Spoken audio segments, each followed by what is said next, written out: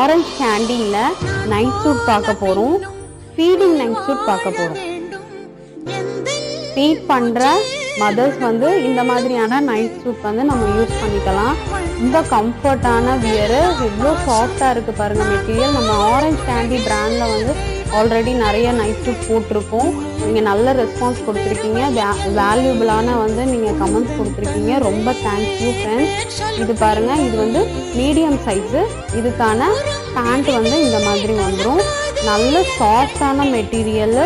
இங்கே பாருங்கள் 100% காட்டன் அப்படின்னு அவங்க மென்ஷன் பண்ணியிருக்காங்க. இதனோட ப்ரைஸ் 960 வந்து வருது, மீடியம் சைஸு.